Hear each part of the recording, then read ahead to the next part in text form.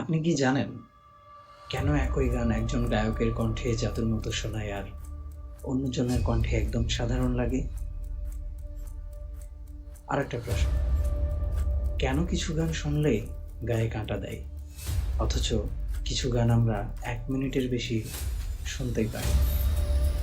আর এর পেছনে লুকিয়ে আছে একটি অদৃশ্য শক্তি, যেটাকে আমরা বলি সঙ্গীতের ভাষায় সঙ্গীতের ব্যাকরণ।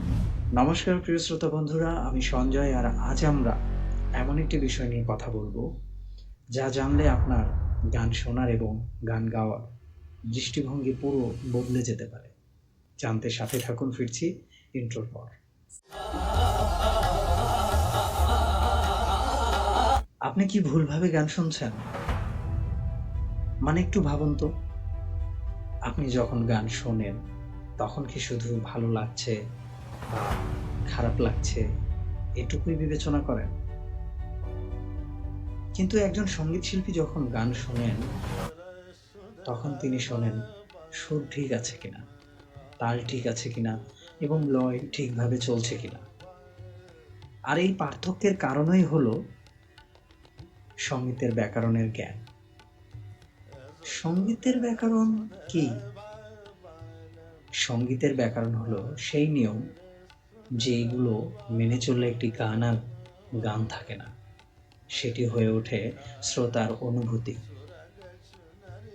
ঠিক যেমন বাংলা ভাষার ব্যাকরণ ভুল হলে বাক্য ভেঙে যায়, কথা অস্পষ্ট অসম্পূর্ণ লাগে, ঠিক তেমনই সঙ্গীতের ব্যাকরণ ভুল হলে সুর ভেঙে যায়, অনুভূতি হারিয়ে যায়। ধরুন আপনি একটি প্রিয় গান গাইছেন কিন্তু হঠাৎ তাল মিস করবেন, তাহলে কি হবে? আপনি নিজেই বুঝবেন কিছু একটা ভুল হচ্ছে, শ্রোতাও আর তেমন আগ্রহ পাবে না। আবার যদি সুর একটু এদিক সেদিক হয়, গানটা আর হৃদয়ে পৌঁছাবে না। এই ছোট ছোট ভুলগুলোই দেখায় সঙ্গীতের ব্যাকরণ কতটা গুরুত্বপূর্ণ। খুব দ্রুত জেনে নিই এই ব্যাকরণ আসলে কি দিয়ে তৈরি। সঙ্গীতে স্বর সা রে গা মা পা ধা নি এগুলো হলো সঙ্গীতের অক্ষর।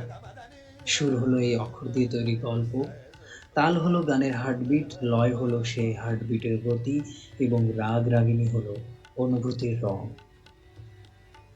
ভাবুন তো, এই সব কিছু একসাথে না থাকলে একটা গান কি সম্পূর্ণ হতে পারে? হতে পারে না তো। একটা ইন্টারেস্টিং সত্য বলি, ভালো গায়ক আর অসাধারণ গায়কের মধ্যে পার্থক্য গলায় নয়, পার্থক্যটা হলো ব্যাকরণের দক্ষতা। যিনি সঙ্গীতের ব্যাকরণ জানেন তিনি শুধু গান গায়েন না, তিনি শ্রোতার অনুভূতি নিয়ন্ত্রণ করতে পারেন। এখন একটা প্রশ্ন আপনার জন্য, আপনি কি শুধু গান শুনতে চান নাকি গানকে বুঝতে চান? যদি গান বুঝতে চান তাহলে আজ থেকেই সঙ্গীতের ব্যাকরণ শেখা বা বুঝতে শুরু করুন। আজকের এপিসোড এখানে শেষ করছি। যদি এই এপিসোডটি আপনার চিন্তা ভাবনায় নতুন কিছু যোগ করে থাকে তাহলে অবশ্যই আপনার প্রিয়জনদের সাথে এবং সঙ্গীতপ্রেমী মানুষদের সাথে শেয়ার করতে ভুলবেন না। পরবর্তী পর্বে আমরা আরও গভীরে ঢুকব সঙ্গীতের জগতে।